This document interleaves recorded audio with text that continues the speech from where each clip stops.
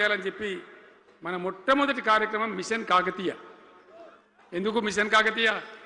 ఆ చెరువుల దరిద్రం వదిలిస్తే, వాటిని బందోబస్తు చేస్తే, వాటిలో నీటి నిల్వ సామర్థ్యం పెరిగితే గ్రౌండ్ వాటర్ పెరుగుతుంది, బోర్లు బాగా నీళ్ళు వస్తాయి. కాబట్టి అక్కడి నుంచి ప్రారంభించి చేసినాం. అది కూడా తెలంగాణ ప్రజలు, రైతులు ఒక ఉద్యమంలాగానే చేశారు. మట్టి తీసుకొని పోండి, సారవంతంగా ఉంటుంది, మీ పొలాలలో పోసుకోమంటే లక్షల ట్రాక్టర్ల మట్టి తీసుకొని పోయింది తెలంగాణ రైతాంగం. అన్ని గ్రామాలలో ఒక విప్లవం లాగా ఆ మట్టి తీసుకొని పోయి వాళ్ళ భూములలో పోసుకొని కూడా బ్రహ్మాండంగా చేసింది.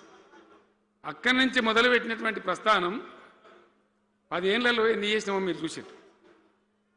బట్టి మాటలు మాట్లాడు, గప్కాలు కొట్టుడు కాకుండా నేను ఒక్కటే మాట మిమ్మల్ని అడుగుతున్నా, మీరందరూ కూడా చూసారు.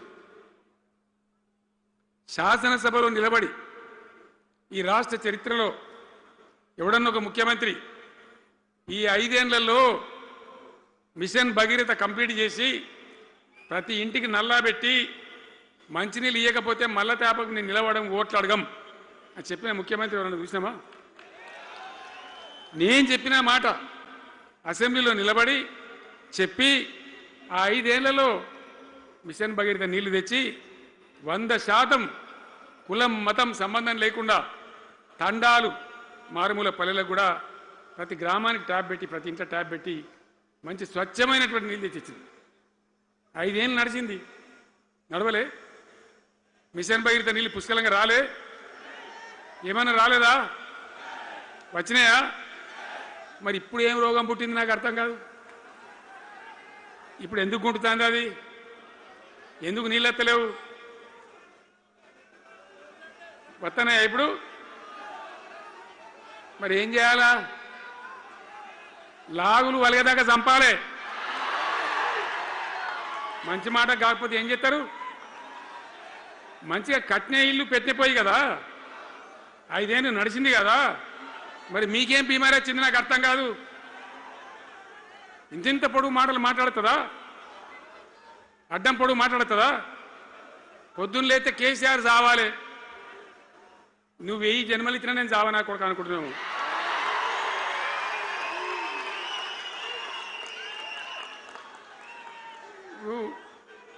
ఉట్టి మీద దాచిపెట్టిరు, మన ఇళ్ళలో దాతారు కదా, ఏది ఉట్టి ఉట్టి అని ఉంటుంది. ఇప్పుడు మీకు తెలుసో లేదో కానీ ఇప్పుడు ఈ మధ్యలో ఫ్రిడ్జ్లు మోపోయిన మునుపు ఉట్టి అనేది ఉంటుండే. ఎండిపోయిన చేపలోకి నీ రొయ్యలో అవి ఉంటే వరుగులు ఉంటే దానిలో పెడుదురు.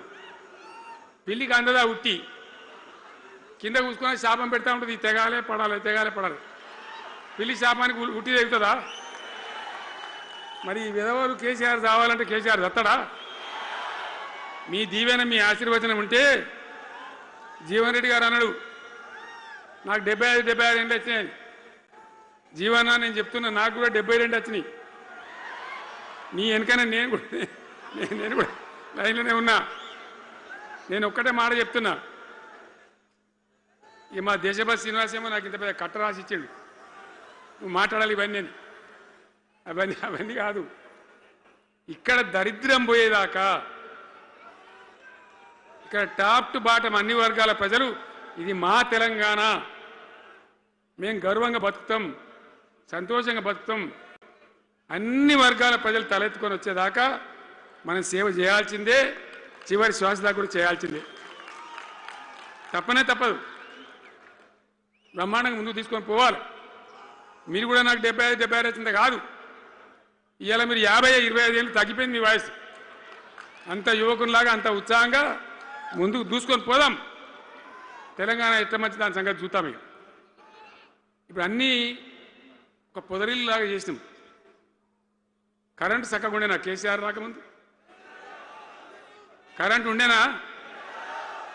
కేసీఆర్ ఉన్న రోజులు మంచిగా ఉండేనా? మరి మళ్ళీ ఇప్పుడు ఏం రోగం వచ్చే, ఏం బీమారి వచ్చే? కరెంటు కాకెత్తుకొని పోయిందా? ఆనాడు 7000 మెగావాట్లుంటే ఒక ఏడాది లోపల మంచిగా చేసి 24 గంటల కరెంట్ ఇచ్చినాం, ఒక క్షణం కూడా పోకుండా.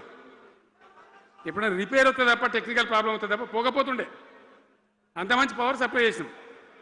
దాని తర్వాత యాదాద్రి, భద్రాద్రి ఇంకా చాలా కొత్త సబ్స్టేషన్లు నిర్మాణం చేసినాం.